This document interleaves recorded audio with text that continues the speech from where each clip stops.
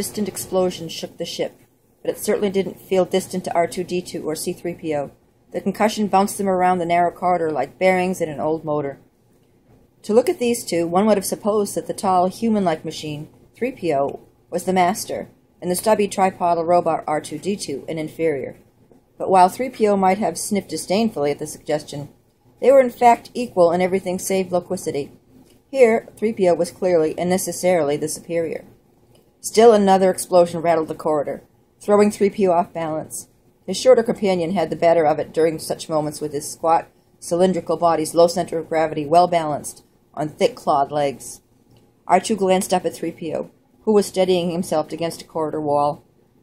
Lights blinked enigmatically around a single mechanical eye as the smaller robot studied the battered casing of his friend.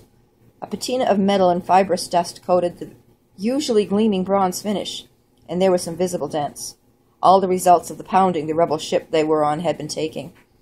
Accompanying the last attack was a persistent hum, which even the loudest explosion had not been able to drown out.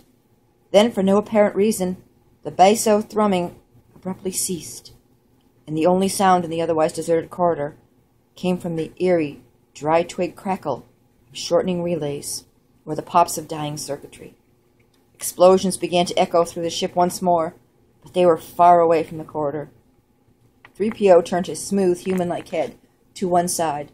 Metallic ears listened intently. The imitation of a human pose was hardly necessary. 3PO's auditory sensors were fully omnidirectional, but the slim robot had been programmed to blend perfectly among human company.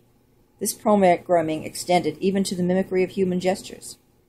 "Did you hear that?" he inquired rhetorically of his patient companion, referring to the throbbing sound. "They've shut down the main reactor and the drive." His voice was full of disbelief and the concern as that of any human. One metallic palm rubbed dolefully at a patch of dull gray on his side, where a broken hull brace had fallen and scored the bronze finish. 3PO was a fastidious machine, and such things troubled him.